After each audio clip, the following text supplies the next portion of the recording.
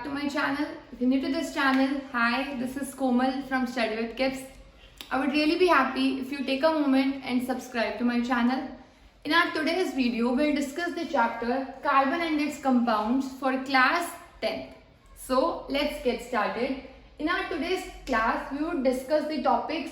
First of all, we'll discuss bonding in carbon.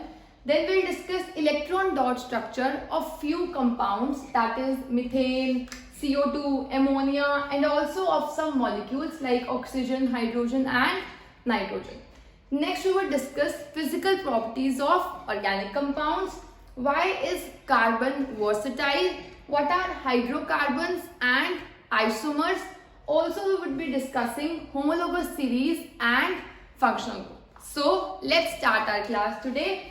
First of all आप अपने अगर syllabus में देखो तो अभी तक 118 एलिमेंट्स डिस्कवर हो चुके हैं और आपने अभी तक क्या उनमें से किसी भी एलिमेंट के ऊपर पूरा चैप्टर स्टडी किया है? अभी तक मुझे तो नहीं लग रहा कि आपने क्लास 9th में या 10th में किसी भी एलिमेंट के ऊपर पूरा चैप्टर स्टडी किया।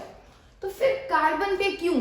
कार्बन एक इतना पूरा चैप्टर कि हम बोल रहे हैं कार्बन एंड इट्स कंपाउंड्स, एक एलिमेंट पे पूरा चैप्टर। अगर हम ऐसे 118 एलिमेंट्स पे चैप्टर्स करने लग जाएं तो कितने सारे चैप्टर्स हो जाएंगे हर एलिमेंट के लिए। So first of all will see कि कार्बन इतना इंपॉर्टेंट क्यों है कि हम उस पर पूरा एक चैप्टर पढ़ रहे हैं। अगर हम बात कर रहे हैं शुगर की या अगर हम बात कर रहे हैं अपने फूड की, तो हमारे फूड में हर जगह C6H12O6 वहां पर क्या है? कार्बन। कोल में क्या है? कार्बन। हमारे कार्बोहाइड्रेट्स, फैट्स, प्रोटीन्स, इन सब में एक बेसिक कंस्टिट्यूएंट क्या होता है? कार्बन। तो अगर आप अपने आसपास देखो तो आपको लगेगा कि हमारे आसपास कार्बन बहुत ज्यादा है। तो यही इसी वजह से हम इस चैप्टर में कार्बन को डिटेल में करेंगे कि कार्बन की ऐसी क्या प्रॉपर्टीज है कि वो हर एक के साथ बॉन्ड बना रहा है। So first of all will discuss bonding in carbon. अब कार्बन कैसा बॉन्ड बनाता है? अगर हम बात कर रहे हैं सोडियम की, तो आप देखो सोडियम का एटॉमिक नंबर होता है 11। सोडियम का एटॉमिक नंबर क्या होता है? 11। तो इसका इलेक्ट्रॉन डॉट स्ट्रक्चर क्या होगा? 2। पहले शेल में मैक्सिमम कितने इलेक्ट्रॉन्स आ सकते हैं? 2। नेक्स्ट में मैक्सिमम आ सकते हैं 8। तो 2 और 8 10 हो चुके हैं। अब एम शेल में कितने इलेक्ट्रॉन्स बच गए हैं? 1 इलेक्ट्रॉन। तो एम शेल में कितने इलेक्ट्रॉन्स आएंगे? 1। एटॉमिक नंबर का मतलब होता है कि अगर मान लो ये एटम है, एटम के अंदर न्यूक्लियस है, न्यूक्लियस के अंदर जितने प्रोटॉन्स होंगे वही क्या होता है? उसका एटॉमिक नंबर। और इसके आसपास जितने इलेक्ट्रॉन्स होंगे, टोटल इलेक्ट्रॉन्स, वो क्या होता है? उसका एटॉमिक नंबर। तो जितने इलेक्ट्रॉन्स है या जितने प्रोटॉन्स है वो उसका क्या होगा? Atomic number. तो सोडियम का एटॉमिक नंबर होता है 11। इसका मतलब उसके अंदर इलेक्ट्रॉन्स भी कितने हैं? 11। पहले शेल में 2 इलेक्ट्रॉन्स, नेक्स्ट शेल में 8 इलेक्ट्रॉन्स, नेक्स्ट शेल में कितने इलेक्ट्रॉन है? 1। अगर हम बात करें क्लोरीन की, तो उसका एटॉमिक नंबर होता है 17। तो कैसे इलेक्ट्रॉनिक कॉन्फ़िगरेशन क्या हो जाएगा? 2 8 और 7। 2 8 और 7। अब आप देखो ना सोडियम स्टेबल है और ना ही क्लोरीन स्टेबल है, क्योंकि स्टेबिलिटी के लिए मैक्सिमम आउटर मोस्ट में जो इलेक्ट्रॉन्स होने चाहिए वो होने चाहिए 8। कितने इलेक्ट्रॉन्स होने चाहिए? 8। इसी को हम बोलते हैं ऑक्टेट कंप्लीट होना चाहिए। इसके कितने इलेक्ट्रॉन्स हैं? 1। खुश नहीं है ये। इसके कितने इलेक्ट्रॉन्स हैं? 7। ये भी खुश नहीं है। तो होगा क्या? सोडियम के पास 1 इलेक्ट्रॉन एक्स्ट्रा है। अगर सोचो ये इस इलेक्ट्रॉन को लूज कर दे तो खुश है ये, तो इसके पास 8 इलेक्ट्रॉन्स है। पर ये लूज करे तो कोई गेन करने वाला तो होना चाहिए। अब क्लोरीन है ना, क्लोरीन को 1 की कमी है, जैसे ये 1 इलेक्ट्रॉन गेन करेगा क्लोरीन भी खुश हो जाएगा। आप इसे एग्जाम्पल कंसिडर कर सकते हो। जैसे अगर आपको कोई चीज बाय करनी है और वो 10 रुपए की है, कितने रुपीज की है? 10 रुपीज की है, और आपके पास है 11 रुपीज और आपके फ्रेंड के पास कितने हैं? 9 रुपीज। अब आप सोच सकते हो कि मेरे पास 11 है, 11 से मैं क्या ही कर लूंगा, क्योंकि जो एक कॉइन होता है वो तो आपको पता ही है हमेशा गुम ही होता है। तो आप कहोगे चलो मैं एक अपने दोस्त को दे देता हूँ। तो आपने एक दोस्त को दे दिया, उसके पास थे पहले 9 और आपके पास पहले कितने थे? 11। आपने जब एक लूज किया तो आपके पास कितने हो गए 10। आपके फ्रेंड ने जब एक गेन किया तो उसके पास भी कितने हो गए 10। अब आप दोनों खुश हो, दोनों एक एक चिप्स का पैकेट आराम से खा सकते हो। अब यही सेम एलिमेंट्स करते हैं। इस एलिमेंट को दिख रहा है कि मेरे पास एक एक्स्ट्रा है, मुझे देना है। इसको दिख रहा है कि मेरे पास एक इलेक्ट्रॉन कम है, तो ये इलेक्ट्रॉन को क्या कर देगा लूज, और ये बैठा है ना गेन करने के लिए। एक ने इलेक्ट्रॉन को लूज किया और दूसरे ने इलेक्ट्रॉन को क्या किया गेन। इसने लूज किया 1 इलेक्ट्रॉन, इसने गेन किया 1 इलेक्ट्रॉन। पहले इसमें प्रोटॉन्स और इलेक्ट्रॉन्स इक्वल थे। अब एक इलेक्ट्रॉन इसने लूज कर दिया, मतलब इसके पास इलेक्ट्रॉन कम हो गए, तो क्या ज्यादा हो गए पॉजिटिव, तो इस पे चार्ज कैसा आ जाएगा पॉजिटिव। इसमें देखो इसके पास एक इलेक्ट्रॉन कम है, अब ये इलेक्ट्रॉन एक गेन कर लेगा, तो इसके पास पहले प्रोटॉन्स और इलेक्ट्रॉन्स इक्वल थे, इलेक्ट्रॉन गेन करने के बाद इसके पास इलेक्ट्रॉन्स क्या हो गए एक्स्ट्रा। अब आप देखो एक पॉजिटिव है और एक नेगेटिव है, दोनों अट्रैक्ट करेंगे और दोनों क्या बना लेंगे एक बॉन्ड बना लेंगे, और ये जो बॉन्ड बनेगा उस बॉन्ड को हम बोलते हैं आयनिक बॉन्ड। कौन सा बॉन्ड बोलते हैं ionic bond. Ionic bond is a bond formed by the gain और लॉस ऑफ इलेक्ट्रॉन्स, जिसमें एक गेन करने वाली पार्टी हो और एक लूज करने वाली। तो वो जो बॉन्ड बनेगा वो बॉन्ड कौन सा बनेगा आयनिक बॉन्ड। अब हमने जो ये स्टडी किया ये बिल्कुल भी कार्बन नहीं करता, मतलब कार्बन इससे बिल्कुल ऑपोजिट चलता है। तो हम देखेंगे कार्बन के ऑपोजिट चलने का रीजन क्या है, कि कार्बन ऐसा क्यों शो करता है नेचर। अब आप देखो कार्बन का एटॉमिक नंबर होता है 6, इसका मतलब इसका इलेक्ट्रॉन डॉट स्ट्रक्चर क्या हो जाएगा 2 और 4। अब मैंने आपको बताया अभी कि इसको इलेक्ट्रॉन्स कितने चाहिए 8, इसके पास कितने हैं 4, मतलब ये तो बिल्कुल खुश नहीं है। इसके पास 2 चॉइसेस हैं, या तो ये 4 गेन करे तो इसके 8 इलेक्ट्रॉन्स कंप्लीट हो जाएंगे, या ये 4 इलेक्ट्रॉन्स को लूज कर दे। अगर ये 4 इलेक्ट्रॉन को लूज करेगा तो ये शेल खत्म, और इस शेल में तो मैक्सिमम आ कितने सकते हैं 2, तो ये तब भी स्टेबल हो जाएगा। अब कार्बन फंस गया डिलेमा में, करे क्या वो लूज करेगा गेन करे, तो कार्बन कुछ भी नहीं करता। अब कार्बन के कुछ ना करने का रीजन क्या है, अगर वो इलेक्ट्रॉन को गेन करता है, आप ड्रॉ करो कार्बन का स्ट्रक्चर, ये है न्यूक्लियस, पहले में कितने इलेक्ट्रॉन्स हैं 1 और 2, ये है दूसरा शेल, उसमें कितने इलेक्ट्रॉन्स हैं 1 2 3 और 4। अब एक इलेक्ट्रॉन को निकालने के लिए आपको कुछ एनर्जी देनी पड़ेगी, 2 को निकालने के लिए उससे ज्यादा एनर्जी, 3 को निकालने के लिए उससे ज्यादा एनर्जी, और 4 को निकालने के लिए बहुत ज्यादा एनर्जी। मतलब अगर ये 4 इलेक्ट्रॉन्स लूज करेगा तो हमें बहुत ज्यादा एनर्जी देनी पड़ेगी, जो कि हमारे लिए देना पॉसिबल नहीं है। एक कंफ्यूजन तो खत्म हो गई कि लूज तो नहीं करेगा क्योंकि ज्यादा एनर्जी चाहिए, जो कि हम नहीं दे सकते। अब नेक्स्ट ऑप्शन क्या है कि ये 4 इलेक्ट्रॉन्स गेन कर ले। 4 इलेक्ट्रॉन्स गेन करने में प्रॉब्लम क्या है, इसके पास अभी प्रोटॉन्स कितने हैं 6, इलेक्ट्रॉन्स भी कितने हैं 6, ये है ओरिजिनल सिचुएशन। अब न्यू सिचुएशन में क्या हो रहा है, इसके पास अगर ये इलेक्ट्रॉन्स 4 गेन कर लेता है तो इलेक्ट्रॉन्स कितने हो जाएंगे 10, और प्रोटॉन्स अभी भी कितने रहेंगे 6। तो प्रॉब्लम क्या है कि न्यूक्लियस में जो 6 प्रोटॉन्स हैं वो 10 इलेक्ट्रॉन्स को होल्ड नहीं कर पाएंगे, वो 10 इलेक्ट्रॉन्स को होल्ड नहीं कर पाएंगे। तो कार्बन ना ही इलेक्ट्रॉन गेन करता है और ना ही इलेक्ट्रॉन लूज करता है। Important question for exam, why carbon doesn't form ionic bond. It doesn't form ionic bond because to lose 4 electrons a large amount of energy would be required. Also to gain 4 electrons the nucleus, it would not be possible for the nucleus to hold on to 10 electrons, so the carbon doesn't form ionic bond. अब carbon ने तो ionic bond form ही नहीं किया। अब carbon bond कौन सा form करता है, कार्बन फॉर्म करता है कोवेलेंट बॉन्ड। कौन सा बॉन्ड फॉर्म करता है कार्बन, कोवेलेंट बॉन्ड। अब कोवेलेंट बॉन्ड डिफरेंट बॉन्ड कैसे है आयनिक से। आयनिक में क्या हो रहा था, एक गेन करने वाली पार्टी थी और एक लूज करने वाली। कोवेलेंट डिफरेंट बॉन्ड होता है। कोवेलेंट बॉन्ड वो बॉन्ड होता है जो फॉर्म होता है शेयरिंग ऑफ इलेक्ट्रॉन से, मतलब ना ही किसी को लूज करना है ना ही किसी को गेन करना है, बस अपनी चीज को बीच में रख देना है और 2 लोग शेयर करेंगे। जैसे अगर आपके पास 5 रुपीज है आपके फ्रेंड के पास भी 5 है और आपको 10 का चिप्स का पैकेट लेना है, तो आप क्या कहोगे? आप कहोगे ले मेरे 5 रुपए, मैंने रख दिए बीच में। आप कहोगे तू भी अपने 5 रुपए रख दे बीच में, और साथ में एक चिप्स का पैकेट लाएंगे और साथ में क्या करेंगे? शेयरिंग करेंगे। तो कोवेलेंट बॉन्ड भी ऐसे ही बनता है, by the sharing of electrons. कौन शेयर करते हैं? इलेक्ट्रॉन्स। तो कार्बन कौन सा बॉन्ड नहीं बनाता? Ionic bond. कार्बन कौन सा बॉन्ड बनाता है? Covalent bond. And covalent bond is formed by the sharing of electrons. अब हम देखेंगे कि कार्बन अगर इलेक्ट्रॉन के उसके इलेक्ट्रॉन डॉट स्ट्रक्चर क्या होंगे अगर वो कोवेलेंट बॉन्ड बनाता है। तो सबसे पहले हम बात करेंगे सिंगल कोवेलेंट बॉन्ड की, जैसे हाइड्रोजन में। अब आप अगर हाइड्रोजन का केस लो तो हाइड्रोजन का एटॉमिक नंबर कितना होता है? 1।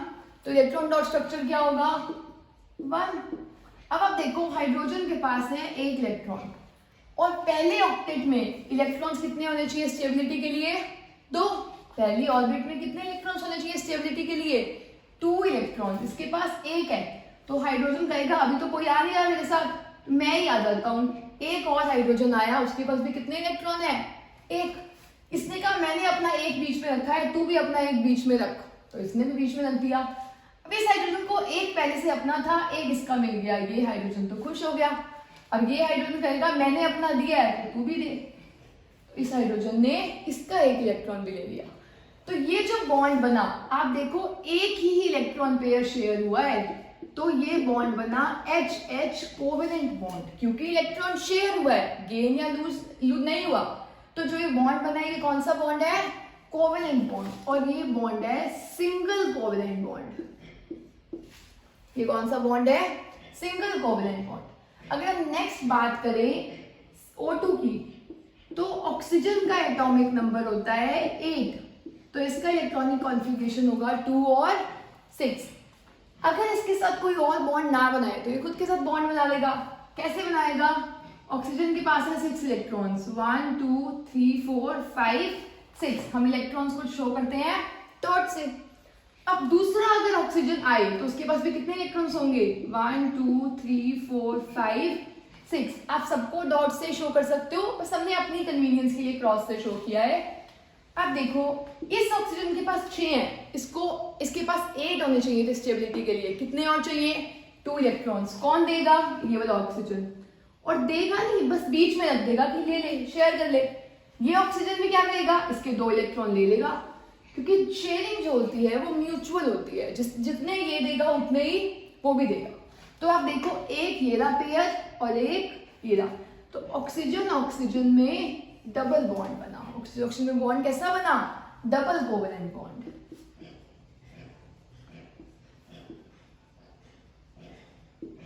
Next is N2। नाइट्रोजन का एटॉमिक नंबर होता है 7, तो इसकी इलेक्ट्रॉनिक कॉन्फ़िगरेशन क्या हो जाएगी? 2 और 5। अब आप ड्रॉ करो, नाइट्रोजन के पास है 5 इलेक्ट्रॉन्स। नाइट्रोजन को कितने और चाहिए? 3। तो जितने इलेक्ट्रॉन शेयर करने होते हैं उनको यहाँ पे रखा करो। इस नाइट्रोजन को भी कितने और चाहिए? 3, तो यहाँ पर रख दिया। अब इसके पास 5 है, ये 3 किससे ले लेगा? इससे। इसके पास भी 5 है, ये 3 किससे ले लेगा? इससे। आप देखो एक सर्कल में 8 इलेक्ट्रॉन्स हुए, 1 2 3 4 5 6 7 8, ये खुश है। इसमें देखो 1 2 3 4 5 6 7 8, ये भी खुश है। इसमें जो बॉन्ड बना वो कैसा बना? 1 2 3, ट्रिपल कोवेलेंट बॉन्ड। इसे बॉन्ड कौन सा बोलते हैं? Triple covalent bond. अब हम नेक्स्ट स्टडी करेंगे CO2 का और एमोनिया का।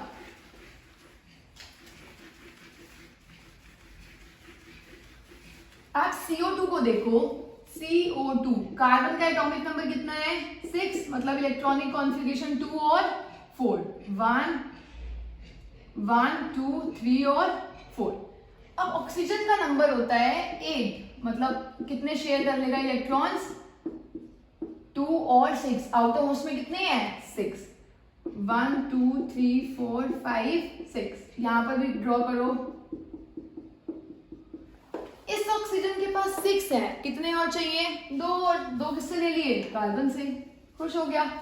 इस ऑक्सीजन के पास भी 6 है, कितने और चाहिए? 2, कितने किससे ले लिए? इस कार्बन से। ये ऑक्सीजन भी खुश हो गया। अब कार्बन कहेगा तुम दोनों ऑक्सीजन ने मुझसे तो ले लिया, मुझे भी तो दो अपने दो दो इलेक्ट्रॉन्स। इस कार्बन ने 2 इलेक्ट्रॉन्स इस ऑक्सीजन से लिए, 2 इलेक्ट्रॉन्स इस ऑक्सीजन से लिए। तो देखो कितने इलेक्ट्रॉन्स हो गए कार्बन के पास, 1 2 3 4 5 6 7 8। ऑक्सीजन के पास कितने हो गए, 1 2 3 4 5 6 7 8। सारे अब कैसे हैं, सेटिस्फाइड। तो ऐसे बॉन्ड बना। लास्ट बॉन्ड हम डिस्कस करेंगे एमोनिया का। N का एटॉमिक नंबर होता है 7 और H का एटॉमिक नंबर होता है 1। तो इसका कॉन्फ़िगरेशन आएगा 2 5 और इसका आएगा 1। तो नाइट्रोजन का ड्रॉ करो 1 2 3 4 5। इस नाइट्रोजन को कितने और चाहिए इलेक्ट्रॉन्स, 3 और। अब आप देखो हाइड्रोजन आया, हाइड्रोजन कितने हैं, 3। एक हाइड्रोजन एक इलेक्ट्रॉन लाया, एक और इसने नाइट्रोजन से लिया, हाइड्रोजन खुश क्योंकि हाइड्रोजन को कितने चाहिए था, एक। यहाँ पर एक हाइड्रोजन आया, इस हाइड्रोजन को कितना चाहिए, एक, इस नाइट्रोजन से लिया, ये हाइड्रोजन भी खुश। एक और हाइड्रोजन आया, इससे लिया, यहाँ पे ये भी खुश। अब आप देखो नाइट्रोजन कहेगा कि मैंने हाइड्रोजन को यहाँ पर दिया, यहाँ पर दिया, यहाँ पर दिया, अब मैं भी तो लूं हाइड्रोजन से। एक यहाँ से लिया हाइड्रोजन से, एक यहाँ से लिया, एक यहाँ से लिया और ये कंप्लीट हो गया। अब देखो 1 2 3 4 5 6 7 और 8। नाइट्रोजन के भी 8 कंप्लीट हो गए और हाइड्रोजन के भी बॉन्ड्स कंप्लीट है। अब दोनों के बॉन्ड्स सेटिस्फाइड है। सो ये हमने डिस्कस किया few electron dot structures. Now we will discuss physical properties of organic compounds.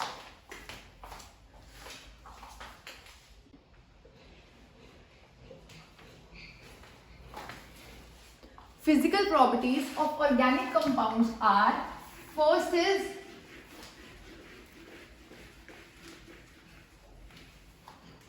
physical properties of organic compounds are, first, अभी हमने देखा था आयनिक बॉन्ड जब बनता है तब एक ने इलेक्ट्रॉन्स लूज किए होते हैं और एक ने इलेक्ट्रॉन्स गेन किए होते हैं, तो दोनों में बहुत स्ट्रॉन्ग बॉन्ड होगा। क्योंकि अगर आपने अपने फ्रेंड से आपके फ्रेंड ने आपसे पैसे लिए हैं तो एक बॉन्ड बन गया ना कि देने हैं उसने पैसे आपको, तो एक स्ट्रॉन्ग बॉन्ड बन गया। और जब आपने इलेक्ट्रॉन शेयर किए थे तब आपको पता है मैंने भी 5 दिए थे, उसने भी 5 दिए थे, तो बॉन्ड इतना स्ट्रॉन्ग नहीं होगा।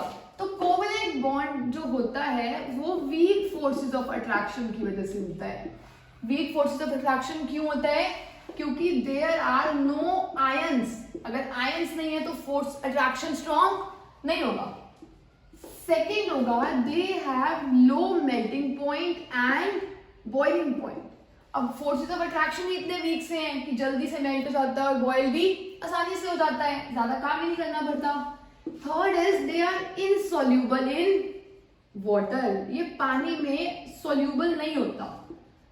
Next point is they are poor conductors of electricity, they are poor conductors of electricity. इसका मतलब क्या है, अभी हमने प्रीवियस चैप्टर इलेक्ट्रिसिटी में डिस्कस किया था कि इलेक्ट्रिसिटी के लिए चार्जेस का फ्लो होना बहुत जरूरी है, और चार्जेस जब तक फ्री नहीं होंगे तब तक वो फ्लो नहीं करेंगे।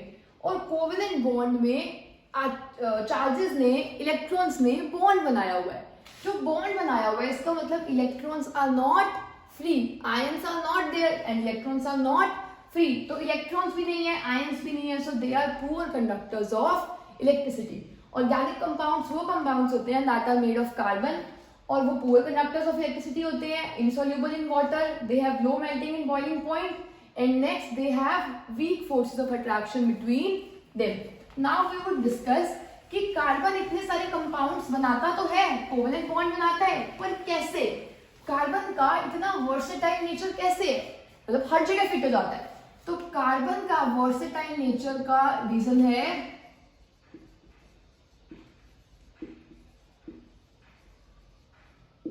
First is catenation.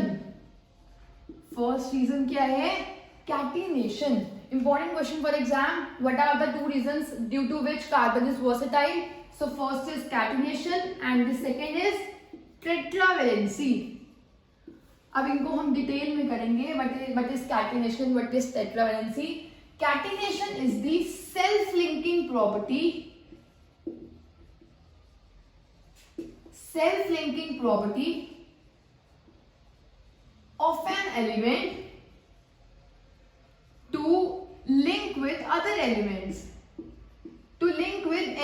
of its own.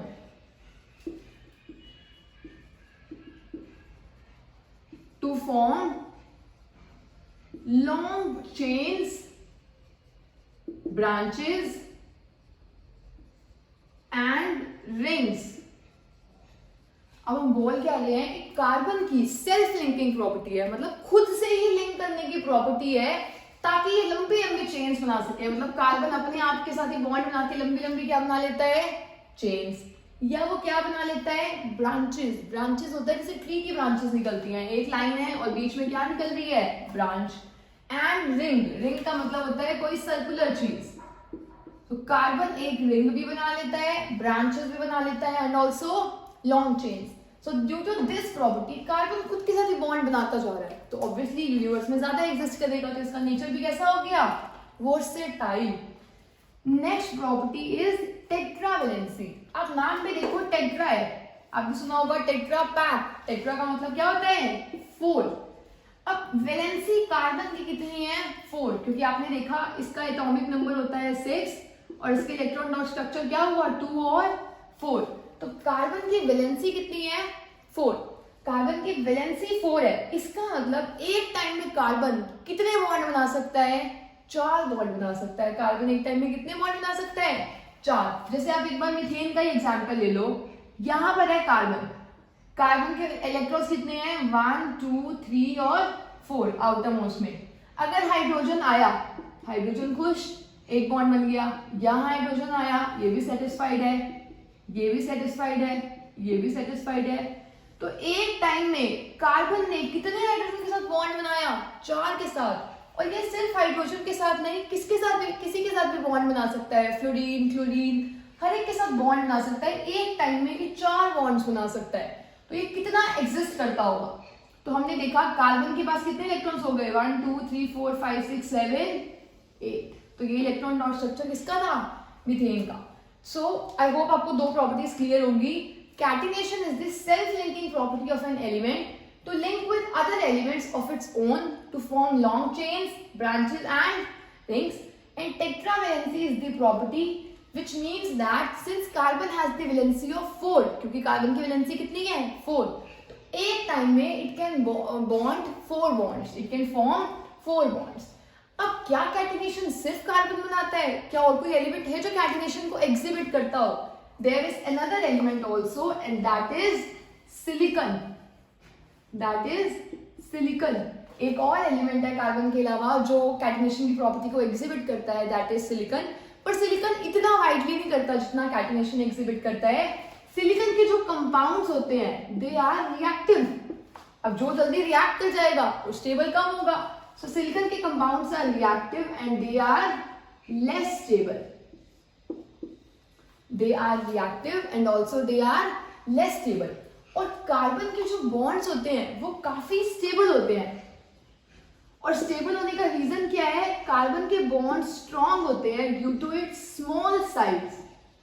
Carbon का साइज छोटा सा है, तो छोटा सा होके स्ट्रॉन्ग बॉन्ड बना के बहुत लंबी लंबी चेन्स कार्बन फॉर्म कर लेता है। So this was all about versatile nature of carbon, जिसमें we discussed 2 properties of carbon. One was catenation and the other one was tetravalency. I hope आपको यहाँ तक समझ आया होगा. Now we will do the topic hydrocarbons. Hydrocarbon are the compounds that are made of carbon and hydrogen. मतलब ऐसे compounds जिसमें carbon होगा और हाइड्रोजन होगा, उन compounds को हम क्या बोलेंगे? हाइड्रोकार्बन्स। अभी हमने प्रीवियस टॉपिक में देखा था कि कार्बन हैज टेट्रावेलेंसी। इसका मतलब कार्बन एक टाइम में कितने बॉन्ड्स फॉर्म कर सकता है? 4 बॉन्ड्स। और हम करने वाले हैं hydrocarbons. Hydrocarbons are of 2 types. They can be saturated as well as unsaturated. Unsaturated का, सैचुरेटेड का मतलब होगा जब कार्बन कार्बन में सिंगल बॉन्ड हो तो उसे हम क्या बोलेंगे? सैचुरेटेड। और अनसैचुरेटेड का मतलब होता है जब कार्बन कार्बन में या तो डबल बॉन्ड हो या फिर ट्रिपल बॉन्ड हो, तो उन कंपाउंड्स को हम क्या बोलते हैं? Unsaturated hydrocarbons. अब आपने क्लास 9th में किया होगा सैचुरेशन और अनसैचुरेशन का मीनिंग क्या होता है। कोई चीज अगर सैचुरेट हो चुकी है मतलब अपनी लिमिट क्रॉस कर चुकी है कि उसके बाद वो और सैचुरेट नहीं हो, अब आप सोच के देखो, कार्बन के 3 बॉन्ड्स हैं, अभी ब्रेक किया जा सकता है, 3 को तोड़ के आप किसमें कन्वर्ट कर सकते हो, 2 में, 2 को भी ब्रेक करके किसमें कन्वर्ट कर सकते हो, 1 में। इसका मतलब इसकी अभी लिमिट नहीं आई है, इनको अभी और ब्रेक किया जा सकता है। और सैचुरेटेड का मतलब जिसकी लिमिट आ चुकी है, जिसे हम और ब्रेक नहीं कर सकते। तो कार्बन कार्बन का जो सिंगल बॉन्ड होगा दैट इज सैचुरेटेड हाइड्रोकार्बन, और जो डबल और ट्रिपल बॉन्ड होंगे उनको क्या बोलेंगे, अनसैचुरेटेड हाइड्रोकार्बन्स। और जब कार्बन कार्बन के साथ सिंगल बॉन्ड बनाता है तो उसे बोलते हैं एल्केन्स। क्या बोलते हैं, एल्केन्स। और जब डबल बॉन्ड बनता है तो बोलते हैं एल्कीन्स, और ट्रिपल बॉन्ड में उसे बोला जाता है एल्काइन्स। आप अगर अल्फाबेटिकली देखो तो अल्फाबेटिकली पहले क्या आता है, ए, फिर ई, और फिर क्या आता है, वाई। तो सिंगल बॉन्ड, डबल बॉन्ड और ट्रिपल बॉन्ड। जब कार्बन और कार्बन के बीच में एक बॉन्ड होगा तो एल्केन्स, कार्बन और कार्बन के बीच में डबल बॉन्ड होगा तो एल्कीन्स, कार्बन और कार्बन में ट्रिपल बॉन्ड होगा तो एल्काइन्स। तो ये हमने किया था हाइड्रोकार्बन्स, जो 2 टाइप्स के होते हैं, सैचुरेटेड और अनसैचुरेटेड। अब हम एल्केन्स, एल्कीन्स और एल्काइन्स को फर्दर डिस्कस करेंगे। आप देखो यहां पर है एल्केन्स, फिर है alkynes, alkanes, alkenes and alkynes. आपको सबसे पहले एक टेबल लर्न करनी है जो इंडिकेट करती है कि एक एलिमेंट में, एक कंपाउंड में कितने कार्बन एटम्स प्रेजेंट होंगे। और वो टेबल स्टार्ट होती है मेथ से, meth, eth, prop, but, pent and hex. आप मेरे साथ रिपीट करो, meth, eth, prop, but, pent, hex. Meth, eth, prop, but, pent और हेक्स। हेक्स का मतलब आपको मैथ्स में भी पता है क्या मतलब होता है, 6। पेंट का मतलब 4, but stands for 4, pent stands for 5, but stands for 4, prop stands for 3, eth stands for 2, और मेथ का मतलब है 1। 1 क्या, 1 कार्बन एटम, इसमें 2 क्या, 2 कार्बन एटम्स। प्रोप मतलब 3 कार्बन एटम्स, ब्यूट का मतलब 4 कार्बन एटम्स, और पेंट का मतलब 5 कार्बन एटम्स। अब आप देखो ये 3 टाइप्स के हो सकते हैं, एल्केन्स, एल्कीन्स और एल्काइन्स। अगर हम बात करें एल्केन्स की, तो एल्केन्स में 1 कार्बन होगा। मेथ का मतलब कितने कार्बन है, 1 कार्बन, और केन का मतलब है single bond. Carbon single bond बना रहा है और हम टॉपिक कर रहे हैं हाइड्रोकार्बन्स। मतलब कार्बन जो बॉन्ड बनाएगा वो सिर्फ और सिर्फ किसके साथ बनेगा, हाइड्रोजन के साथ। और कार्बन एक टाइम में 4 बॉन्ड बना सकता है, तो 1, 2, 3 एंड 4। इसी को हम बोलते हैं CH4 या फिर मीथेन। आपको इसका नॉमेनक्लेचर कैसे करना होगा, नॉमेनक्लेचर का मतलब होता है, अगर हम साइंस में बोले तो नामकरण कैसे करें इसका। एक कार्बन के लिए क्या यूज करते हैं, मेथ। सिंगल बॉन्ड के लिए क्या यूज करते हैं, एन सफिक्स, एन बाद में लगता है, तो इसका नाम क्या बन गया, मीथेन। CH4 बन गया, और क्या बन गया ये, मीथेन। अब आप नेक्स्ट देखो, नेक्स्ट है एल्कीन। एल्कीन का मतलब है कार्बन और कार्बन के बीच में डबल बॉन्ड। ईन का मतलब क्या होता है, सिंगल बॉन्ड, डबल बॉन्ड और ट्रिपल बॉन्ड। अब आप सोच के देखो, क्या एक कार्बन अपने साथ डबल बॉन्ड बना सकता है, नहीं, हाइड्रोजन तो डबल बॉन्ड बनाता ही नहीं है। तो एल्कीन्स में क्या मीथेन एग्जिस्ट करेगा, यहां पर बनना चाहिए कार्बन और कार्बन के बीच में डबल बॉन्ड। ईन का मतलब क्या होता है, डबल बॉन्ड, और डबल बॉन्ड के लिए आपको मिनिमम 2 कार्बन तो चाहिए ना। इसका मतलब ना ही ये पॉसिबल है और ना ही ये पॉसिबल है। तो आप ये मत सोचना मीथेन एग्जिस्ट करता है या मीथाइन एग्जिस्ट करता है, ये दोनों एग्जिस्ट नहीं करते हैं। सिर्फ क्या एग्जिस्ट करता है, मीथेन। इसे क्या बोलेंगे, मीथेन, मीथेन। अब आप नेक्स्ट देखो, एथ। एथ स्टैंड्स फॉर 2, कितने कार्बन एटम्स है, 2, और एन का मतलब है सिंगल बॉन्ड। अब आप देखो, कार्बन कार्बन सिंगल बॉन्ड, इस कार्बन में कितने बॉन्ड्स हो चुके हैं, 1, कितने रहते हैं, 3, तो H कितने आ जाएंगे, 3। इस कार्बन के कितने बॉन्ड हो चुके हैं, 1, कितने रहते हैं, 3, तो H कितने आ जाएंगे 3, क्योंकि टोटल कार्बन बॉन्ड्स बनाता है 4। तो ये फॉर्मूला देखो क्या बन गया, CH3 या इसे आप ऐसे भी लिख सकते हो, H को एक्सपैंड भी कर सकते हो, या आप इसे लिख सकते हो C टोटल कितने हैं C और C2 H3 H6। इस फॉर्मूला का नेम क्या बन गया C2H6। अब आप इसका नामकरण कैसे करोगे, इसको नेम क्या दोगे, पहले देखो कितने कार्बन थे 2 कार्बन, तो आएगा H, और सिंगल बॉन्ड है कार्बन कार्बन में तो क्या आएगा इन। अब आप नेक्स्ट देखो एल्कीन। एल्कीन का मतलब है कार्बन और कार्बन में क्या आएगा double bond, carbon carbon double bond, double bond आ गया तो इस कार्बन के 2 बॉन्ड्स बन चुके हैं। कार्बन टोटल कितने बॉन्ड्स बनाता है 4, 2 बन गए, एक हाइड्रोजन आया, एक हाइड्रोजन, इसमें भी एक हाइड्रोजन आया, एक हाइड्रोजन। फॉर्मूला क्या बना C2H1 2 3 4, तो इसका फॉर्मूला बना C2H4, और इसका नेम क्या होगा, 2 कार्बन है, 2 कार्बन के लिए यूज होता है एथ, और क्योंकि डबल बॉन्ड है कार्बन और कार्बन में तो यूज होगा इथीन। क्या यूज होगा इथीन। अब आप थर्ड देखो एल्काइंस में, एल्काइंस का मतलब है कार्बन कार्बन में ट्रिपल बॉन्ड होगा, ट्रिपल बॉन्ड हो गया। इस कार्बन के कितने बॉन्ड बन चुके हैं 3, कितने रहते हैं 1, तो एक कौन बना लेगा हाइड्रोजन। इस कार्बन के कितने बॉन्ड्स बन चुके हैं 3, कितने रहते हैं 1, तो कौन बना लेगा हाइड्रोजन। तो ये फॉर्मूला बना C2H2। क्या फॉर्मूला बना C2H2, और इसका नाम क्या आएगा, 2 कार्बन है तो एथ, और सफिक्स में क्या आ जाएगा आइन।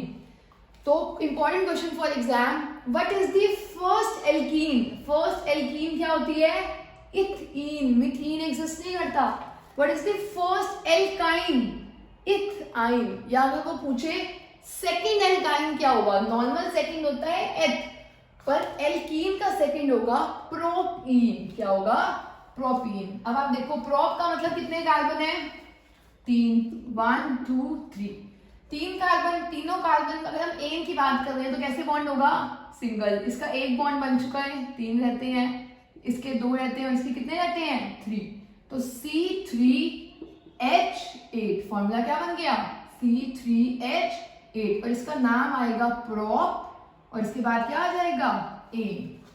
आप नेक्स्ट देखो प्रोप मतलब 3 कार्बन, इन का मतलब एक में डबल बॉन्ड आएगा, एक में क्या आएगा डबल बॉन्ड। इस कार्बन के 2 बॉन्ड्स बन चुके हैं, कितने रहते हैं 2, इसके 3 बन चुके हैं, कितने रहते हैं 1, इसके 1 बना है, कितने रहते हैं 3। तो ये फॉर्मूला बना C3H6। किसका बना प्रोप फॉर 3 कार्बन, और डबल बॉन्ड है तो इन। अब आप इसमें देखो 3 कार्बन है और बॉन्ड कैसा है ट्रिपल, एक बॉन्ड कैसा है ट्रिपल। यहाँ पर 3 बॉन्ड्स बन चुके हैं, इस कार्बन के कितने रहते हैं 1, इस कार्बन के 3 और 1 4, चारों बॉन्ड्स बन चुके हैं। इस कार्बन का 1 बन चुका है, कितने रहते हैं 3, 1 बन चुका है और 3 रहते हैं। फॉर्मूला क्या बना C3H4। क्या बना C3H4, और प्रोप और आइन, प्रोप और आइन। आई होप आपको ये कंसेप्ट क्लियर हुआ होगा। और अगर आप ध्यान से देखो तो हर जगह एक ट्रेंड फॉलो हो रहा है। कौन सा ट्रेंड फॉलो हो रहा है, एक ट्रेंड जो फॉलो हो रहा है वो ये है CH4। कार्बन अगर 1 है तो हाइड्रोजन कितने हैं, कार्बन के डबल में 2 ऐड कर दो। इधर ध्यान से देखो आप, यहाँ पे आपको समझ आएगा। कार्बन 2 है और हाइड्रोजन कितने हैं 6, मतलब 2 का डबल 4, 4 में 2 ऐड करेंगे तो 6। यहाँ पर देखो कार्बन 3 है तो H8 है, 3 का डबल 6, 6 में 2 ऐड करेंगे तो 8। तो अगर आप ध्यान से देखो तो आपको समझ आ रहा है कि कार्बन अगर n है तो हाइड्रोजन कितने हैं ट्वाइस कर देंगे और फिर 2 को ऐड कर देंगे। तो ये इंपॉर्टेंट क्वेश्चन है आपके लिए, n को ट्वाइस कर देंगे और 2 ऐड कर देंगे। अब आप एल्कीन में देखो, एल्कीन में 2 है तो 4 है, 3 है तो 6 है, मतलब डायरेक्टली डबल हो रहा है। जितने कार्बन है हाइड्रोजन उसके डबल है, डबल बॉन्ड में एग्जैक्टली डबल। अब नेक्स्ट क्या है, एल्काइंस। अगर आप एल्काइंस में ध्यान से देखो तो 2 का डबल क्या होता है, 4, 4 से 2 कम है। 3 का डबल क्या होता है, 6, 6 से 2 कम है।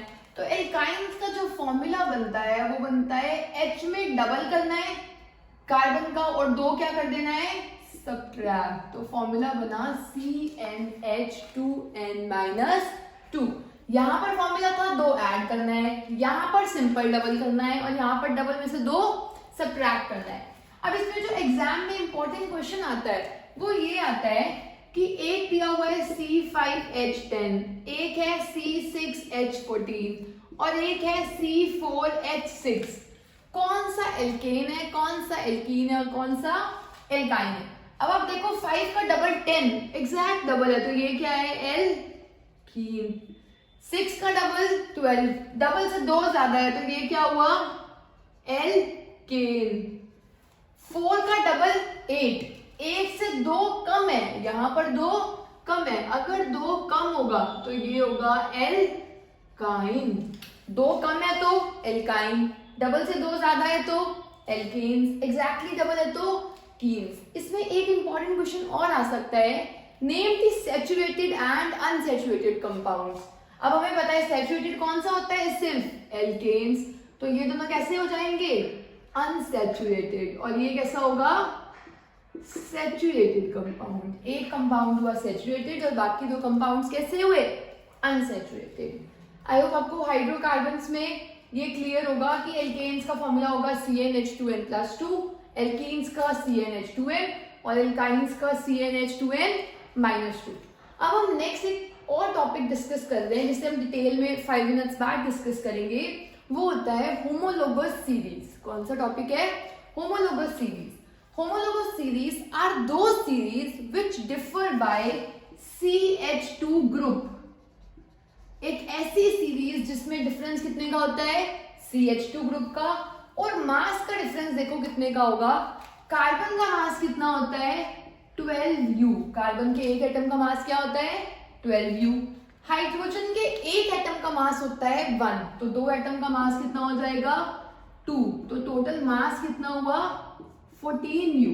Important question for exam, what are homologous series. Homologous series are those series which differ by CH2 group or which differ by 14U in their mass, जिनके मास में कितना डिफरेंस होगा, 14U का, और ग्रुप में कितने का डिफरेंस होगा, CH2 ग्रुप का। अब हम किसको होमोलोगस सीरीज बोलते हैं और किसको होमोलोगस सीरीज नहीं बोलते, अब हम वो देखेंगे। अब देखो यहाँ पर C है, H4 है और यहाँ पर C2H6 है। इसमें एक C है, इसमें 2 C है, सब्ट्रैक्ट करो कितने C बच गए, 1 C बच गया। H4 है, H6 है, H6 है, H4 है, H कितने बच गए, 2। कितने का डिफरेंस आ गया, CH2 का। इन दोनों में ध्यान से देखो, C2 है, C3 है, C कितने बच गया, 1। H8 है, H6 है, H कितने बच गया, 2। आपको कोई हिंट मिला अभी तक। CH2 ग्रुप का मतलब होता है, बिल्कुल हम नेक्स्ट की बात कर रहे हैं। होमोलोगस सीरीज का मतलब होता है, अगर कोई पूछे मीथेन की नेक्स्ट होमोलोगस सीरीज क्या होगी, इथेन। इथेन की नेक्स्ट सीरीज क्या होगी, प्रोपेन। होमोलोगस सीरीज का मतलब होता है वो सीरीज जिसमें डिफरेंस कितने का होगा, CH2 ग्रुप का। आप इसमें देखो, इथीन, यहाँ पर C2 है, C इसमें 3 है, तो कितने C बच गया, 1। इसमें H6 है, इसमें H4 है, कितने H बच गए, 2। इन दोनों में भी डिफरेंस कितने का है, CH2 ग्रुप का। तो अगर कोई पूछे इथीन की होमोलोगस सीरीज क्या होगी, प्रोपीन। इथाइन की होमोलोगस सीरीज क्या होगी, प्रोपाइन। प्रोपाइन की क्या होगी, ब्यूटाइन। ब्यूटाइन की क्या होगी, पेंटाइन। सिंपल आपको नेक्स्ट बता देना है, और अगर आपको कुछ ना समझ आए तो CH2 ऐड कर दिया करो। अगर कोई आपसे पूछे CH4 की नेक्स्ट होमोलोगस सीरीज क्या होगी, सिंपल ऐड कर दो CH2। C कितने हो गए, 2, H कितना बन गया, 6। तो ये होगी इसकी next homologous series. So I hope आपको होमोलोगस सीरीज और एल्केन्स, एल्कीन्स और एल्काइंस अभी तक क्लियर होगा। So now we will discuss the topic isomers. Isomers are the compounds having same molecular formula but different structures. मतलब ऐसे compounds जिनका formula क्या है, same पर different क्या है, structures। जैसे आप मान लो मेरे पास 5 स्टूडेंट्स हैं उन 5 स्टूडेंट्स को मुझे अरेंज करना है। मैं कैसे बिठा सकती हूँ, एक रो में, या फिर मैं 3 को ऐसे बिठा सकती हूँ और 1 को यहाँ पर बिठा सकती हूँ, या फिर मैं 3 को यहाँ पर बिठा सकती हूँ और 2 को इधर। यहाँ पर 4 एक लाइन में थे और 1 यहाँ पर था, यहाँ पर 3 एक लाइन में और 2 ऊपर नीचे है। अरेंजमेंट करना है, कैसे भी अरेंजमेंट हम कर सकते हैं। अगर हम बात कर रहे हैं आइसोमर्स की, मतलब ऐसे स्ट्रक्चर्स जिनका मॉलिक्यूलर फॉर्मूला क्या होगा, सेम पर डिफरेंट क्या होगा, स्ट्रक्चर्स। जैसे हम बात कर रहे हैं ब्यूटेन की, ब्यूटेन का फॉर्मूला होता है C4, 4 कार्बन, एन का मतलब डबल से 2 ज्यादा, तो फॉर्मूला होगा C4H10। इसका एक बेसिक स्ट्रक्चर आप क्या ड्रॉ करोगे, 4 carbon, single bond single bond. इस कार्बन का एक बॉन्ड बन चुका है, कितने बॉन्ड्स रहते हैं, 3। कौन बनाएगा, हाइड्रोजन। इस कार्बन के 2 बॉन्ड्स बन चुके हैं, कितने रहते हैं, 2, हाइड्रोजन 2 3।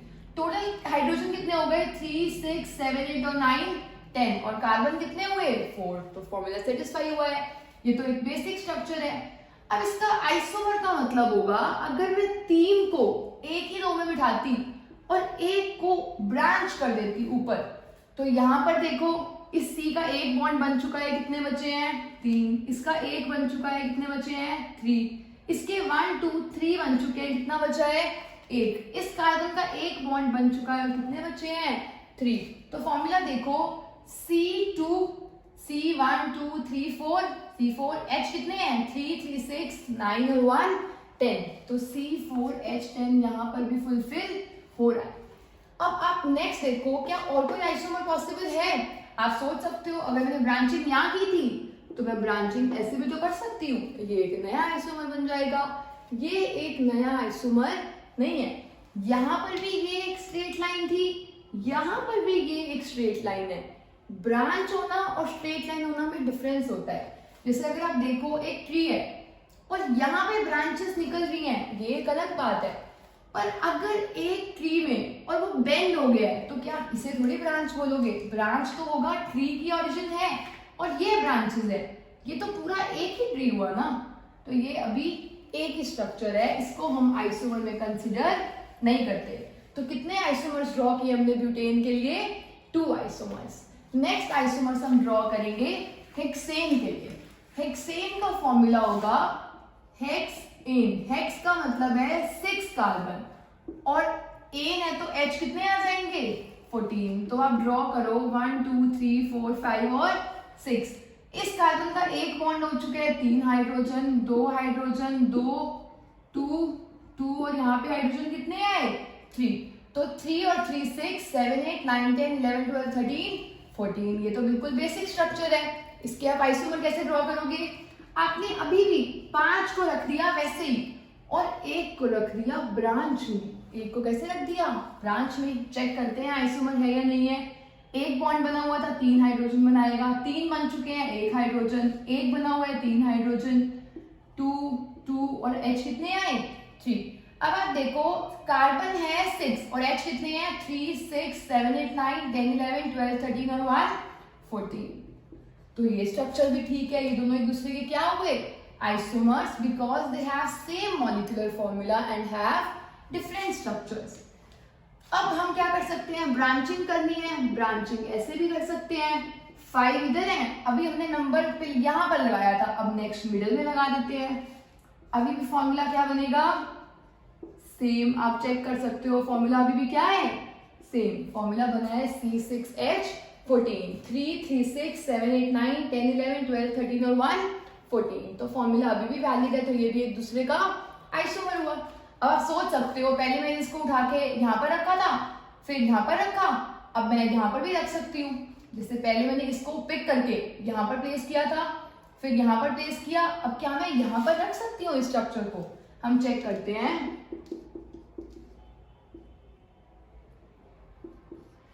क्या ये आइसोमर पॉसिबल है, ये आइसोमर बिल्कुल भी पॉसिबल नहीं है। ये आइसोमर पॉसिबल ना होने का रीजन है, अब यहां से देखो, इसको आपने नंबर क्या दिया है ब्रांचिंग में, क्या इस ब्रांच को सेकंड नंबर दिया है, बिल्कुल दिया है। इधर से देखो, इस ब्रांच को क्या नंबर दिया है, क्या इस ब्रांच को अभी भी सेकंड नंबर दिया है, दिया है। मतलब ब्रांच को अभी भी सेकंड नंबर मिल रहा है, अभी भी ब्रांच को सेकंड नंबर मिल रहा है। ये दोनों स्ट्रक्चर्स अलग अलग नहीं है, ये एक ही स्ट्रक्चर है। एक बार मैं इसे देख रही हूँ इधर से और एक बार मैं देख रही हूँ इसे इस साइड से। जैसे अब ये पेन है, अगर इस मार्कर को मैं इस साइड से देखूं और इस साइड से देखूं और बोल दूं ये दोनों अलग अलग स्ट्रक्चर हैं, तो क्या ये अलग अलग स्ट्रक्चर हैं? बिल्कुल अलग स्ट्रक्चर नहीं है। एक बार में नंबर इसको यहाँ पे 2 मिला है, एक बार में इसको स्ट्रक्चर में यहाँ पर 2 मिला है, तो ये दोनों एक दूसरे के आइसोमर्स नहीं है। इसका एक और पॉसिबल आइसोमर है और वो होगा अगर 4 है ब्रांच में, एक है ऊपर और एक है नीचे। अब देखो H3, H2, H3, H3 और H3, तो 3 और 3 6 7 8 9 10 11 12 13 और 14, तो ये भी क्या बना? हेक्सेन। तो आई होप आपको क्लियर होगा आइसोमर्स का टॉपिक, जिसमें हमने 2 डिस्कस किए हैं, ब्यूटेन और हेक्सेन। नेक्स्ट हम डिस्कस करेंगे ब्रोमोपेंटेन।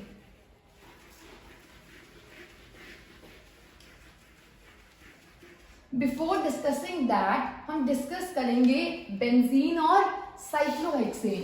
बेंजीन एक स्पेशल रिंग होती है जिसमें कार्बन के 6 कार्बन होते हैं और उनके बीच में ऑल्टरनेट सिंगल और डबल बॉन्ड होता है। Single bond, double bond, single bond, double bond, single bond, double bond. आप देखो single double, single double, single और डबल।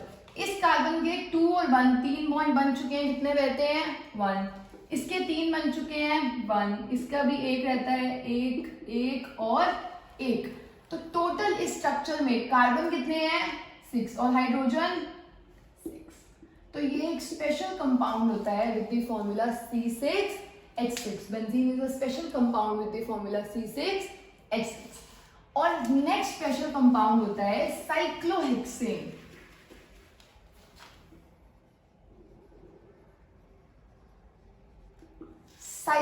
साइक्लो का मतलब है साइकिल, साइकिल का मतलब है एक रिंग।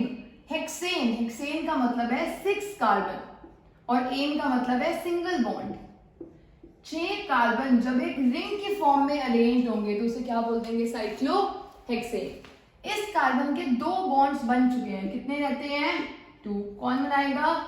हाइड्रोजन। इसमें भी 2, इसमें भी 2, इसमें भी 2 रहते हैं, यहां पर भी और यहां पर भी। तो टोटल C कितने हैं? 6 और H कितने हैं? 12। तो आप साइक्लो का फॉर्मूला ही लर्न कर सकते हो कि वो फॉर्मूला होता है CnH2n। अब अभी आप सोचोगे कि मैंने हेक्सेन का फॉर्मूला बताया था CnH2n+2। अब मैं बता रही हूँ साइक्लोहेक्सेन का फॉर्मूला है CnH2n। ऐसा क्यों है? क्योंकि अगर 6 कार्बन एक स्ट्रेट लाइन में अरेंज होते हैं तो यहाँ पर 3 हाइड्रोजन आएंगे और यहाँ पर भी कितने हाइड्रोजन आएंगे? 3। पर अगर मैं इन दोनों को जोड़ दूं तो इसका जो बॉन्ड हाइड्रोजन के साथ बना हुआ था वो टूट जाएगा, इसका बॉन्ड जो हाइड्रोजन के साथ बना हुआ था वो भी टूट जाएगा और ये एक आपस में बॉन्ड बना लेंगे। मतलब एक H यहाँ से कम हुआ, एक H यहाँ से कम हुआ, टोटल H कितने कम हो गए? 2। क्योंकि फॉर्मूला हेक्सेन का होता है नॉर्मल C6H14 और अब आपका फॉर्मूला है C6H12। मतलब जो 2 H कम हुए हैं वो इस वजह से कम हुआ है क्योंकि यहाँ दोनों ने क्या बना लिया? आपस में bond. So now we will discuss the functional groups. Functional groups are the groups जो ऐड होते हैं हाइड्रोजन के प्लेस पर so that the valency of carbon remains satisfied. Carbon की जो वैलेंसी होगी वो सेटिस्फाइड रहेगी। पहले कौन सेटिस्फाई करना था? हाइड्रोजन। अब हाइड्रोजन के अलावा ये फंक्शनल ग्रुप्स होंगे जो उसकी प्लेस लेंगे और उसकी वैलेंसी को क्या रखेंगे? सेटिस्फाइड। तो हमारे सिलेबस में फंक्शनल ग्रुप्स हैं halogens, alcohol, aldehyde, ketone and carboxylic acid. Halogens आपको पता है, हेलोजन्स कौन से होते हैं? फ्लोरीन, क्लोरीन, ब्रोमीन, ये सब क्या है? हेलोजन्स। तो इन हेलोजन्स में जैसे अगर आप मान लो 3 कार्बन है और मैं लगा दूं यहाँ पर ब्रोमीन, तो इस कार्बन की वैलेंसी पहले कौन पूरी कर रहा था? हाइड्रोजन। अब कौन पूरी करेगा? ब्रोमीन। मतलब कार्बन के 2 बॉन्ड्स बन चुके हैं, 2 कौन बनाएगा? हाइड्रोजन। यहाँ पर भी 2 कौन बनाएगा? हाइड्रोजन। और यहाँ पर 3 हाइड्रोजन। तो बेसिकली हमने एक ऐसा एटम ऐड किया है या एक ऐसा एलिमेंट ऐड किया है जिससे कार्बन को कोई फर्क नहीं पड़ा, बस उससे एक नई कैरेक्टरिस्टिक प्रॉपर्टी मिली है और उनको हम क्या बोलते हैं, फंक्शनल ग्रुप्स। पर इसका जो नोमेनक्लेचर होगा वो चेंज हो जाएगा। अगर यहाँ पर H होता तो इसका नाम क्या था, प्रोपेन, क्योंकि 3 कार्बन है और सब में कैसा बॉन्ड है, सिंगल।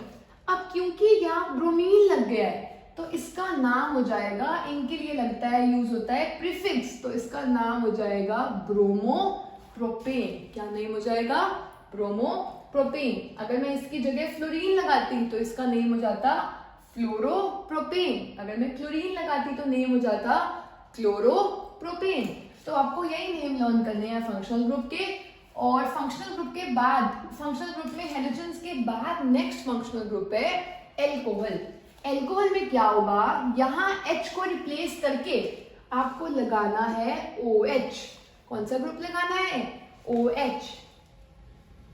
और OH ग्रुप की जो कैरेक्टरिस्टिक है वो ये है कि OH बनने के बाद, पहले इसका नाम क्या था, प्रोपेन, अब नेम हो जाएगा प्रोप, मतलब 3 कार्बन, अन मतलब सिंगल बॉन्ड। अब क्योंकि OH लग गया है तो उस E को हम कट कर देंगे, उस E की जगह क्या आएगा यहाँ पर, ओल, क्योंकि एल्कोहल का सफिक्स क्या है, ओल। सफिक्स मतलब एंड में लगेगा, तो प्रोपेन ओल, तो इसका नेम क्या हो गया, प्रोपेनोन। इसका नेम क्या हो गया, प्रोपेनोन। तो ये कौन से फंक्शनल ग्रुप को बिलोंग करता है, एल्कोहल फंक्शनल ग्रुप को। एल्कोहल फंक्शनल ग्रुप में लगता क्या है, OH, और इसके नाम के आगे क्या लगता है, ओल, तो ये क्या बन गया, प्रोपेनोन। नेक्स्ट होगा एल्डिहाइड। एल्डिहाइड का मतलब होता है जब डबल बॉन्ड O लगे, यहाँ पर O के साथ बॉन्ड कैसा था, सिंगल। अगर यहाँ पर डबल बॉन्ड O बन गया तो कार्बन का 1 2 3 4 बॉन्ड्स हो चुके हैं, तो क्या यहाँ पर H की जरूरत है, नहीं है। तो जो ये ग्रुप है, इस ग्रुप को हम बोलते हैं एल्डिहाइड। इस ग्रुप को क्या बोलते हैं, एल्डिहाइड ग्रुप। इस ग्रुप का नेम होगा एल्डिहाइड। और इसका जो नोमेनक्लेचर है वो चेंज होकर हो जाएगा प्रोप, सिंगल बॉन्ड है तो कार्बन के बीच में, अन, और एल्डिहाइड के लिए यूज होता है अल। इसी के नाम में से क्या यूज होता है, प्रोपेनल। जैसे एल्कोहल में से ओल यूज होता था, और ऐसे ही एल्डिहाइड में क्या यूज होगा, अल। तो यहाँ पे क्या यूज हुआ है, प्रोपेनल। क्या यूज होगा, प्रोपेनल। तो आई होप आपको 3 फंक्शनल ग्रुप्स क्लियर है, हेलोजन्स, एल्कोहल और एल्डिहाइड। नेक्स्ट फंक्शनल ग्रुप होगा कीटोन। कीटोन बिल्कुल एल्डिहाइड की तरह ही है, पर डबल बॉन्ड O लास्ट पे ना लगकर अगर कहीं बीच में लगा हो तो उसे हम क्या बोल देंगे, कीटोन। जैसे अगर ये 3 कार्बन है और अगर मैं यहां पर डबल बॉन्ड O लगा दूं तो ये बन गया कीटोन। क्या बन गया, कीटोन। इस कार्बन के बॉन्ड्स कंप्लीट है, यहाँ पर 3 आ गया और यहाँ पर भी 3 कार्बन है तो प्रोप, सिंगल बॉन्ड है तो अन, और डबल बॉन्ड O बीच में है तो क्या लगेगा, इसके लिए सफिक्स कीटोन से यूज हुआ है, क्या लगेगा, ऑन। क्या लगेगा, ऑन। तो ये नाम क्या बन गया, प्रोपेनॉन। इसका नेम बना प्रोपेनॉन। अब आप सोच के देखो, important question for exam, name the first ketone. पहला कीटोन शुरू कहां से होगा, कीटोन तब बनता है जब डबल बॉन्ड O बीच में हो। बीच में, मेरे बीच में होने के लिए 2 साइड पे भी तो होना जरूरी है, मतलब सबसे जो पहला कीटोन होता है वो होता है प्रोपेनोन, क्योंकि इससे पहले कोई भी कीटोन एग्जिस्ट नहीं करता। तो ये क्या हुआ, प्रोपेनोन। और नेक्स्ट है कार्बोक्सिलिक एसिड। कार्बोक्सिलिक एसिड एक तरह से मिक्सचर होता है ऑफ एल्डिहाइड एंड एल्कोहल। मतलब एल्डिहाइड लगाए तो डबल बॉन्ड O लगेगा और एल्कोहल लगाए तो क्या लगेगा, OH। तो ये ग्रुप कौन सा बना, कार्बोक्सिलिक एसिड। ये ग्रुप हुआ कार्बोक्सिलिक एसिड। इसमें देखो कितने कार्बन है, 2 कार्बन। 2 कार्बन के लिए यूज होता है एथ। क्या यूज होगा, एथ। कार्बन कार्बन में सिंगल बॉन्ड है तो N, और कार्बोक्सिलिक एसिड के लिए यूज होता है ओइक एसिड। कार्बोक्सिलिक एसिड के लिए क्या यूज होगा, ओइक एसिड। आपने देखा एल्कोहल के लिए सफिक्स OL, लगता क्या है, OH। एल्डिहाइड के लिए सफिक्स Al, लगता क्या है, डबल बॉन्ड O। और कीटोन के लिए डबल बॉन्ड O पर बीच में कहीं, और लगता क्या है, ऑन।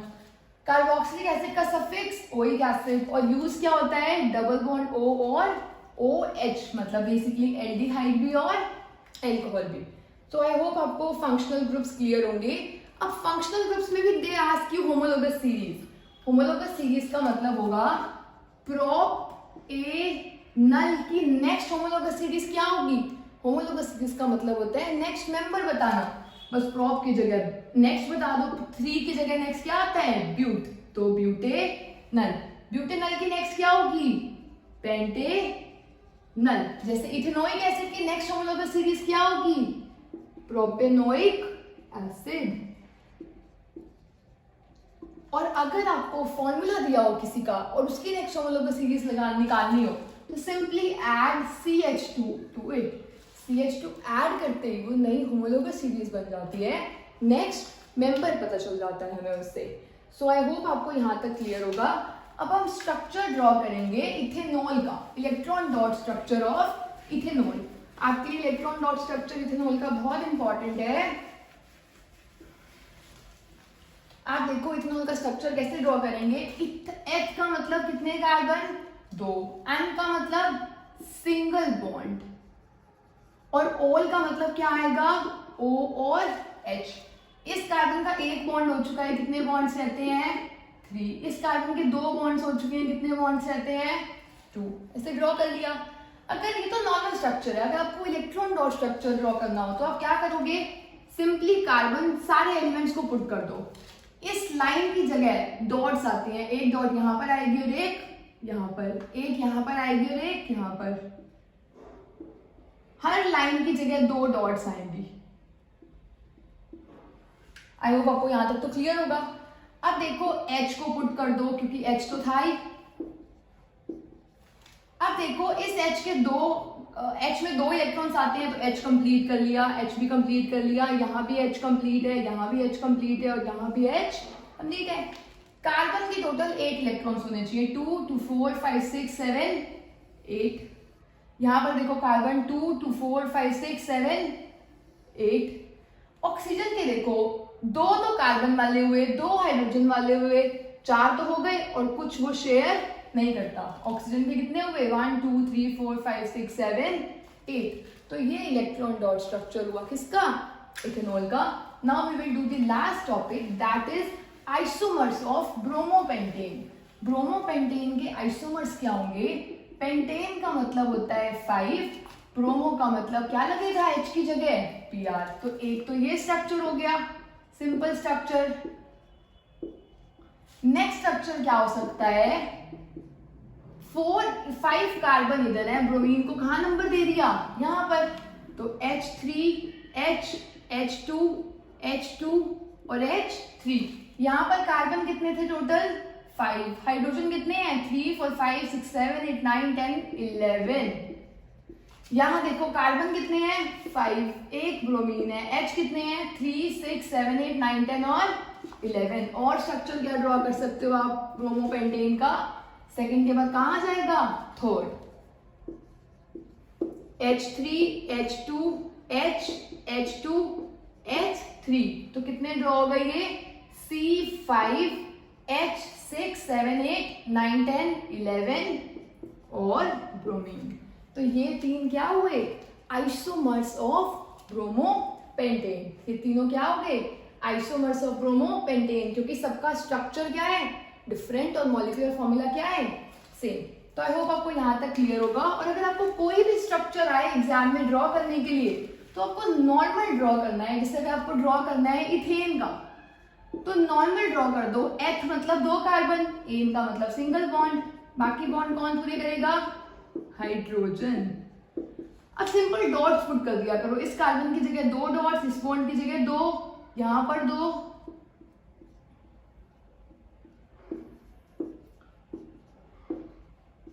अब हाइड्रोजन तो 2 में ही खुश हो जाता है, ये वाला हाइड्रोजन भी 2 में, ये वाला हाइड्रोजन भी 2 में, यहां भी 2, यहां भी 2, यहां भी 2।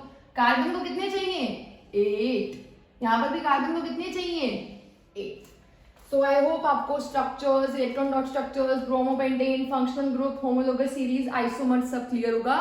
एक और चीज आपको याद रखनी है, होमोलोगस सीरीज क्योंकि नेक्स्ट ग्रुप की होती है, क्योंकि इथेन की नेक्स्ट होमोलोगस सीरीज क्या होगी, प्रोपेन।